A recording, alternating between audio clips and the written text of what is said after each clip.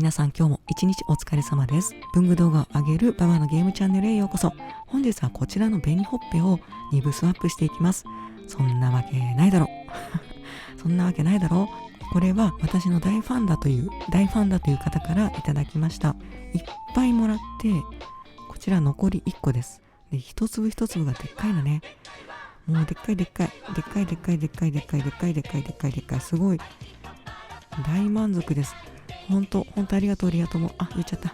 大事に食べていかないとね。めちゃくちゃ美味しかった。本当ありがとうね。ちなみにこのチャンネル趣味のチャンネルなんで、よくわかんない雑談入ります。それじゃ本題いきますね。さて早速ペリカンの分解なんですけど、ペリカンの分解する前に注意点をお話しさせてください。ペリカンの分解は慣れてる人でも怪我します。慣れてる人でもフィードが少し傷ついたりだとか、元に戻す分解よりもまた合体させる方が力がいるので、ペリカンの分解は若干慣れてる人向けです。もちろん慣れてない人でもできるんですけど、その点ご注意ください。もしそばにペンクリや某界隈の調整師様たちがそばにいる環境であれば任しちゃってください。一般的にはペリカンの2部の分解には時計修理師の専用工具が必要とされています。ただそんな1万2万も揃えてられないので、皆さんおのおの工夫されてます。その工夫の一つをご紹介しますね。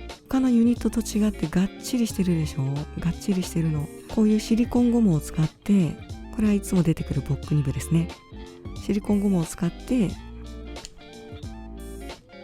こうやって簡単に分解することはペリカンではできません。ペリカンの2部って見てわかる通りにかなりがっちりしてるのわかりますかね。この見たまんまで機械で圧縮しているので人力では手で外せません。一番簡単なのが国産の2部ですね。ドイツ製のユニットになっているものよりも個人的には国産の2部の方が若干緩くて簡単に引っこ抜けます。ただ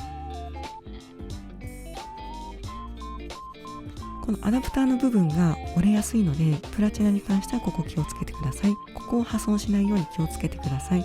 プラチナのスワップの時に再度注意喚起します。ついでに話すと、プラチナさんはミュージック2部とミュージック2部以外ではペンシンが異なります。これもスワップの時にお話しします。私の個人的な感想なんですけど、ペリカンは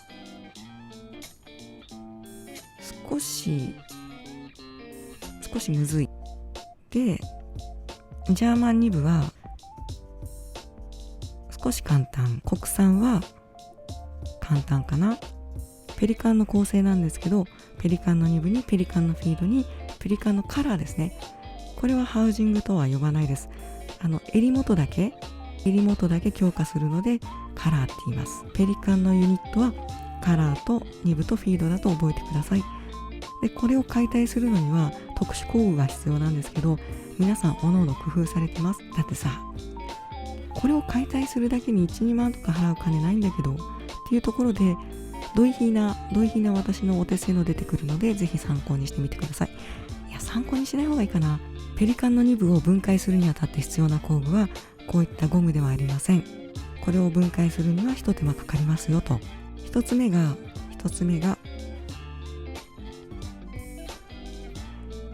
ノックアウトブロック。これでぜひ検索かけてみてください。私のノックアウトブロックひどいので、これから出てくるやつ最悪の出来なので、あまり真似しない方がいいので、ノックアウトブロックで Twitter などで検索すると、手の器用な人たちが安く綺麗なものを仕上げているので、そちらをぜひ参考にしてみてください。ノックアウトブロックが何かというと、それぞれの軸径2部の直径に合わせた大きさで穴が開いてます。で、例えばペリカンスーベレン1000円だったら大きい穴にこう刺しといて上からトントンするのね。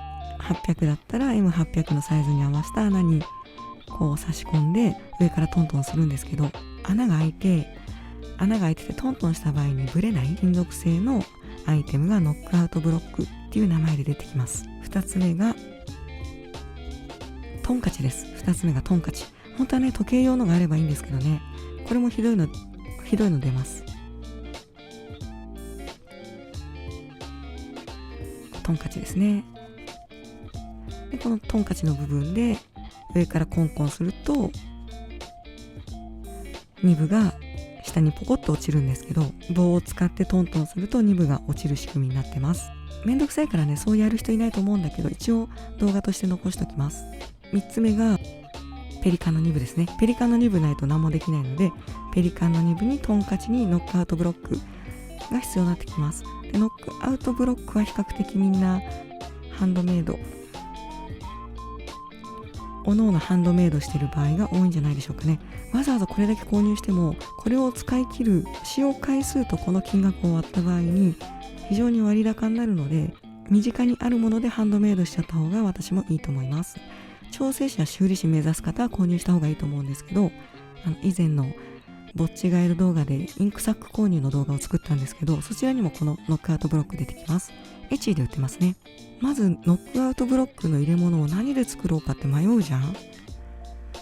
で最初これに穴開けようと思ったんだけど、ここにまだなんか残ってるしさ、洗うのめんどくさいからこれはなしで、この中入れたくないし、穴ありすぎるしね、香ばしそうなんだけどさすがにここには突っ込めないなっていうのでこれもなしでしょ。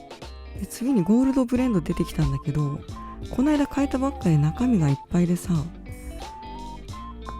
結構この硬さだったら穴開ければ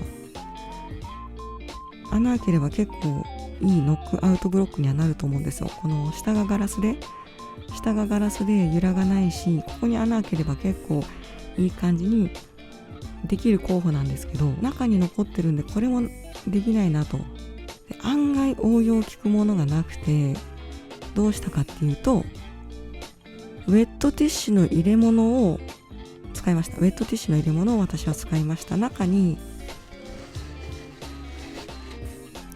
キッチンペーパー敷きます。落ちた時にニブが変形しないようにね。これ穴開いてるじゃん。ちょうどいいと思って、もうたまたま空だった使い古したやつだから汚くて申し訳ないんだけど、ちょっと収まんないな、画面に。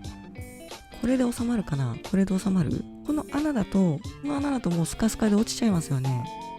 この穴だとスカスカで落ちちゃうので、カラーの部分トントンした時に負けないぐらいの素材で押さえるものが必要になってきます。この金属のカラーの部分を金属で押さえられるぐらいの強度のものが必要になってきます。工具箱いろいろ探したんだけど穴開いてるのがなくて、どうしたかっていうと、汚いでしょ、もう私が創作した中で一番ひどいと思う。金属のもので引っかかるものをこのウェットティッシュにくっつけました。金属の素材で引っかかるものをウェットティッシュのプラスチックに貼り付けました。どういうことかっていうと、この金具の部分で確実に引っかかる、トントンした時に落ちていかないように確実に引っかかることが必須条件です。逆側の太い方だともう通過しちゃうので、これだと抑えられません。止めなきゃいけないカラーのところを通してしまうので、確実にサイズが合うものを選び抜いてください。何かこう鉄のものでね。もっと穴の開いた金属のものあればよかったんだけど、うちにはこれしかなくて、これを代用しました。でこのサイズの合う方をここにここに収めると程よい穴が開きます。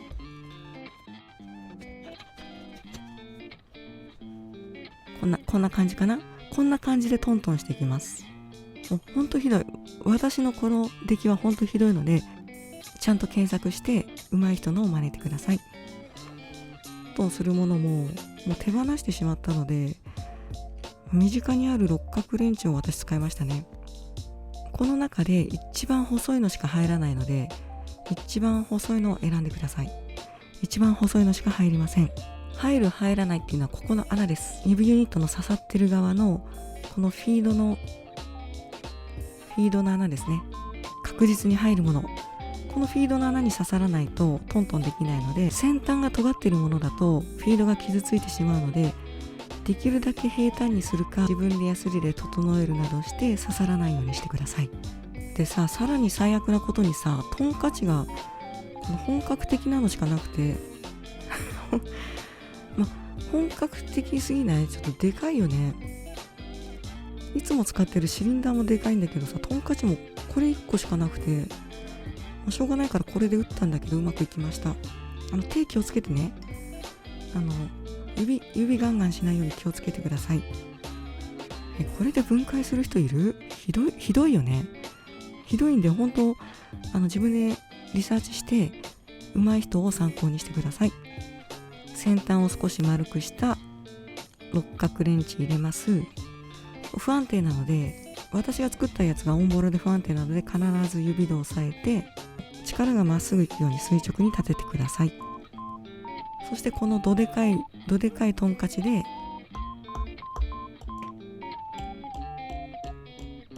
一発で一気にガーンってやると絶対壊すんで、一発で一気にガーンってやると絶対壊すので、も